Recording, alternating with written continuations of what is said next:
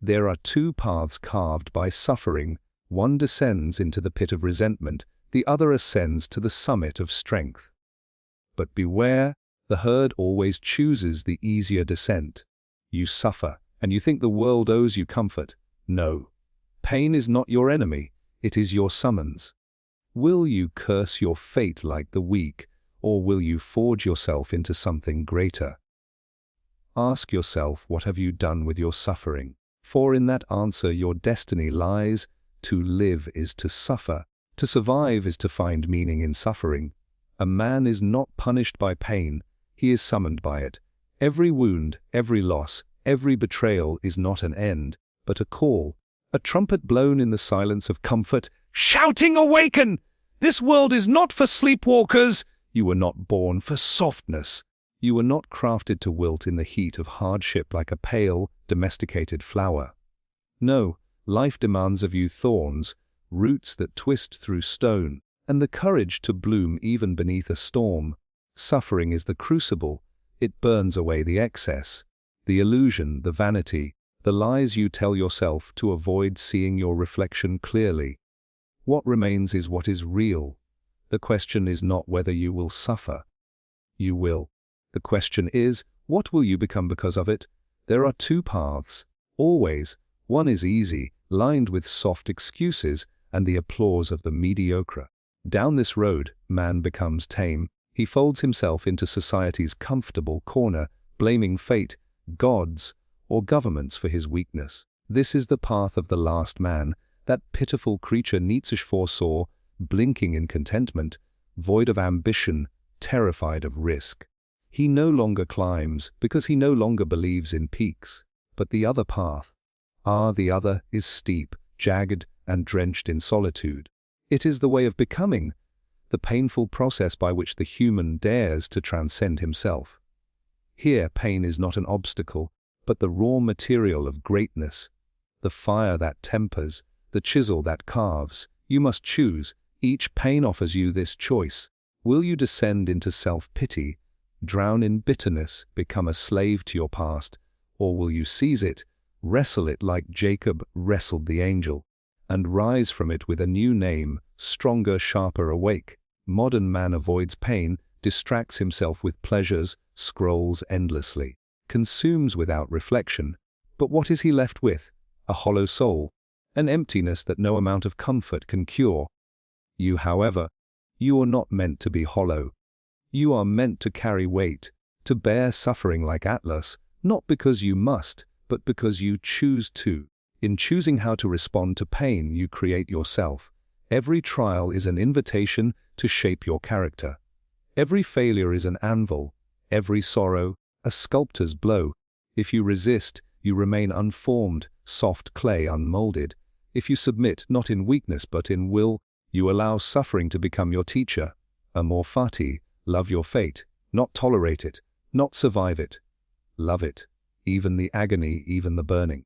For all of it belongs to your becoming. Do not ask for easier burdens, ask for a stronger back. Do not beg for safety, dare to risk transformation. Your pain is not a curse, it is the proof that you are alive. And if you are alive, you can still rise. So I ask you again, as Nietzsche might have asked, will you choose the path of comfort or the path of creation? Will your pain destroy you, or will it reveal the Übermensch hiding beneath your skin? The world does not need more men who run from suffering. It needs those who make suffering sacred. Choose wisely. Your pain is waiting, the path of despair, resentment, nihilism, and weakness. In the style of Friedrich Nietzsche, he who despises himself still respects himself as one who despises, but the one who resents, he poisons not only himself, but the world. There is a poison in the hearts of men. It is not pain that ruins them, it is what they do with it. For pain in itself is neutral, a raw force. It wounds, yes, but it also awakens. Yet most do not awaken. No, they recoil, they cower, and in that recoil, they grow something far worse than pain, resentment.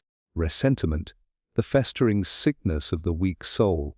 It is born when man suffers, but is too cowardly to confront his suffering. Rather than transform himself, He blames the world. He says, "They are at fault! The strong have oppressed me! The powerful have cheated me!" Fate is cruel, God is dead, life is unfair, and in doing so, he relinquishes all sovereignty. The path of despair begins here, with the refusal to take responsibility for one's own suffering. The resentful man does not seek to overcome. He seeks to bring others down to his level. He cannot climb, so he throws stones at the summit. He does not create, so he criticizes. He does not build, so he dismantles. And when his resentment is not enough, he turns to the next toxin, nihilism. He says, nothing matters. He says, there is no truth, no meaning, no good or evil. But do not be deceived. This is not courage. This is not wisdom. This is surrender dressed in intellect. This is a man too broken to hope, too bitter to believe, too fearful to act. His soul is a graveyard of aborted ambitions. The path of despair is easy. It demands nothing of you but complaint, and in this age, an age of trembling men and shriveled dreams, this path has become the norm. We glorify victimhood, we reward fragility. We celebrate those who shout their pain, but never do the inner work to transcend it. Nietzsche saw this future. He warned of the last man, the pitiful creature who says, "We have invented happiness," while hiding from every challenge, every burden, every mountain. He is comfortable, but not joyful. He is safe, but not free. He is alive, but not truly living. This is the death of the spirit, not with fire, but with apathy. Not with swords, but with screens. Not in struggle, but in sedation. And so I tell you, beware this path. Beware the voice in you that whispers, "Why try? Why care? Why dream?" That is not your wisdom speaking. It is your decay. It is the whisper of a soul too long in shadow. True strength begins not in ease, but in confrontation. The Overman is not one who escapes pain, but one who stares directly into the abyss and does not flinch. He transforms despair into insight, resentment into will, and nihilism into the raw power of creation. But the weak man, he remains curled in his corner, worshipping his own wounds, confusing his scars for wisdom. He calls his surrender depth, and his fear awareness. He has chosen the easy path, the path of despair, and now he waits for the world to burn. So he can say, "I told you so." Do not become him. Do not walk his path. Suffering will come.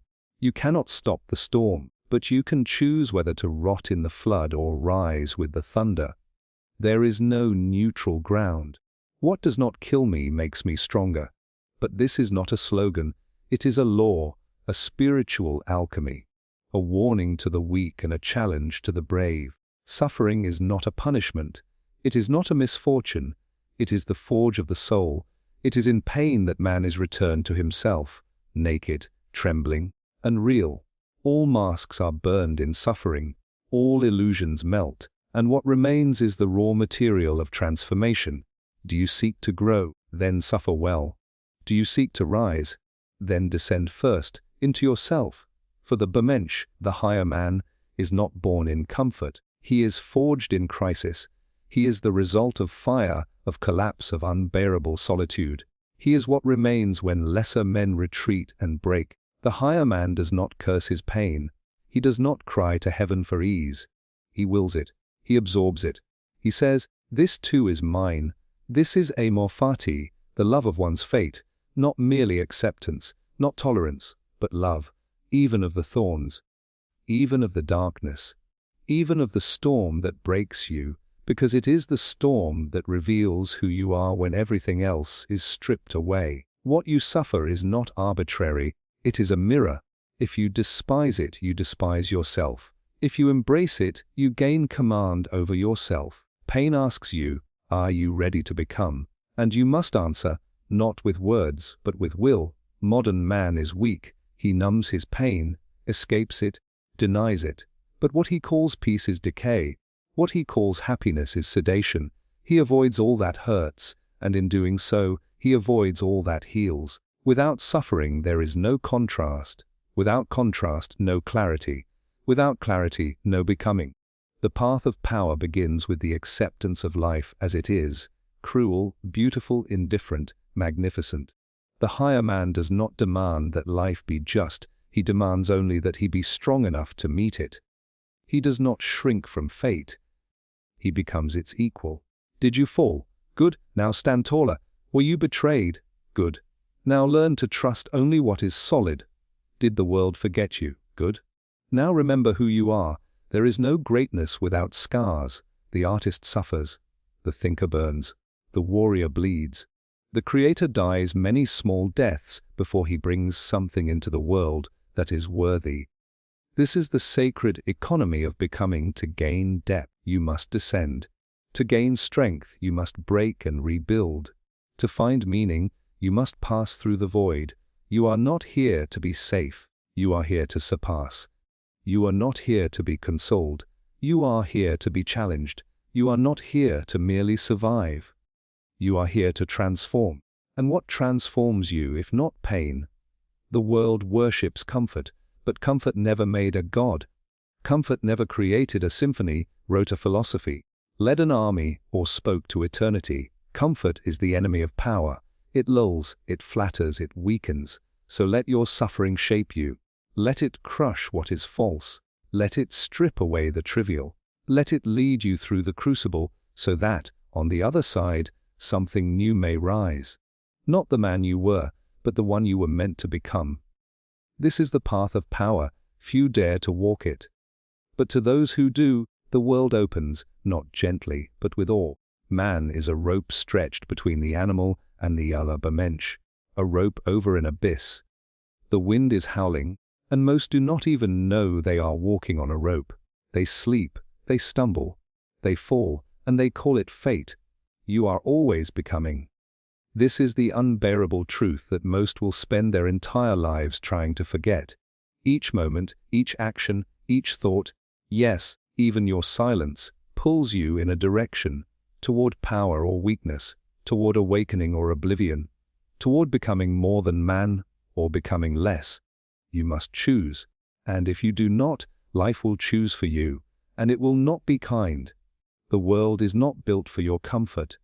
The world is indifferent. It will shape you, twist you, and define you if you do not take up the hammer yourself. The man who does not master his suffering is mastered by it. The one who does not direct his path becomes a passenger. Drifting, numbed, sedated by routines, dulled by distraction, weakened by delay. This is the great self-deception, the belief that to not choose is somehow neutral. It is not. To drift is to decline. To postpone is to rot. The unchosen life is still a life lived, but it is lived badly. A man who does not carve himself becomes a sculpture molded by the hands of the herd. He becomes what others need him to be: useful, obedient, forgettable. You think you are free. Then show me your choices.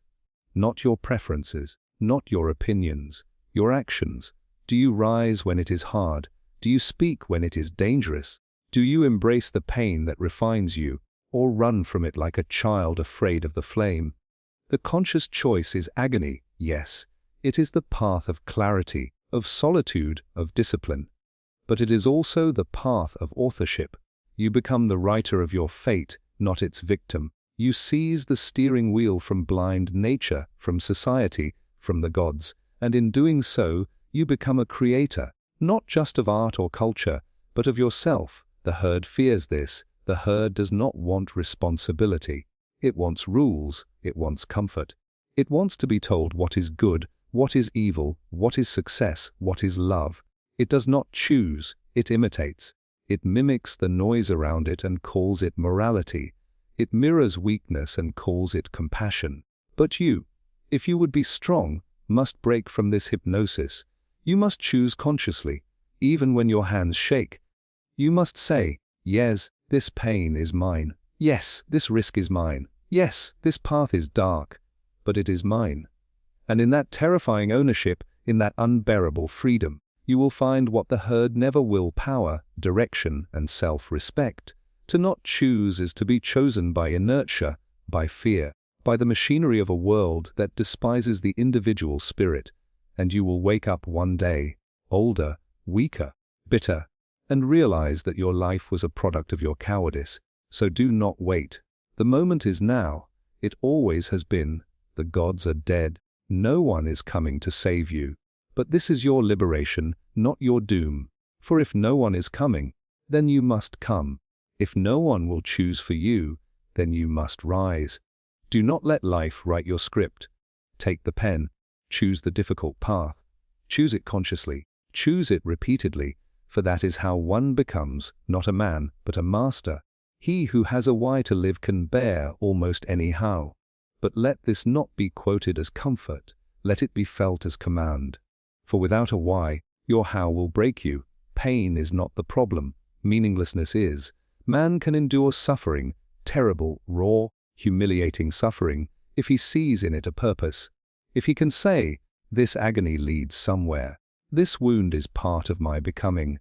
But strip him of purpose, and even the smallest discomfort becomes unbearable. Pain without meaning becomes hell. Pain with meaning becomes transformation. This is the great test, the test of your spirit. The gods no longer stand above to deliver justice or offer reasons. You must become the interpreter of your own suffering. You must create the meaning. But most men do not. They stumble through life like animals caught in snares, howling with no language. They suffer, yes, but their suffering is wasted. It teaches them nothing. It drives them into resentment, into despair, into distraction. They seek numbness instead of understanding, comfort instead of clarity. The strong, however, the rare ones, they take the burning coal of pain and press it into their flesh as a mark. They do not run, they inquire, they ask, what is this pain asking of me? What is it showing me about who I am and who I am not? In that question lies your salvation. Do not ask the world to remove your suffering. Ask yourself what it demands of you. What must die in you for something greater to be born? Your laziness, your illusions, your cowardice. All true growth begins with mourning, the mourning of the man you were, so that the man you must become can rise. Your pain is not a punishment. It is a passage. It is a riddle offered to you by life. Will you solve it, or will you curse it and waste the gift? Yes, the gift. For pain is the most honest teacher. It strips away the falsehoods, the trivialities, the cheap smiles. It forces silence, forces stillness, and in that stillness, if you are brave, you may hear the whisper of your deeper self, the part that is not ruled by fashion, by fear, by comfort, the part that remembers why you were born. We are not here to be entertained. We are not here to be perpetually pleased. That is the fantasy of the last man, the one who prefers shallow comfort over deep meaning. But comfort has no soul, pleasure has no depth. Only suffering holds the seed of metamorphosis. Think of the great creators, the philosophers, the visionaries, the martyrs. What do they have in common? They suffered, and they used it. They took their pain and transfigured it into art, into ideas, into power. They turned their wounds into weapons. But you scroll, you distract, you medicate. You want the light without the heat, the growth without the fracture, the victory without the trial. This is why you remain small. Not because you suffer, but because you refuse to suffer meaningfully. So the question is not, why am I in pain? The question is, what will I make of it? You must become the alchemist of your anguish, the sculptor of your own scars. For no one else can do it. Your meaning cannot be given, it must be forged, in solitude, in struggle, in the shadow of your own abyss. And when you give your pain meaning, it no longer owns you, you own it. It becomes part of your myth, your strength, your ascent. So suffer well and suffer wisely. Let your pain be the beginning, not the end. For in the fire of meaning, even agony can be sacred. Man is something that shall be overcome. So spoke Zarathustra. But most have forgotten what must be overcome. Themselves. You now know the truth. Pain comes for all. But only a few turn it into power. Only a few walk the harder path. The path of conscious suffering, radical transformation, and sacred meaning. The rest. They fall into despair. They drink from the cup of resentment. They rot in comfort, call it peace, and celebrate their surrender. But you are not here to surrender. You are not here to merely survive your suffering. You are here to wield it. You are here to choose. Not blindly, not passively, but with the full weight of your will. So when pain comes, and it will, ask not, why me? Ask instead, what does this demand of me? What must I become to carry this? Can I love even this? This crucifixion of comfort, this shattering of self? If the answer is yes, if you say, Amor Fati, then you are no longer merely human, you are becoming. The choice stands before you like a sword. One path leads to safety, resentment, and decay. The other, lonely, brutal, magnificent, leads to that Übermensch. Choose, not once, but daily. Choose not with your lips, but with your life. Because in the end, you will either become the fire, or be consumed by it.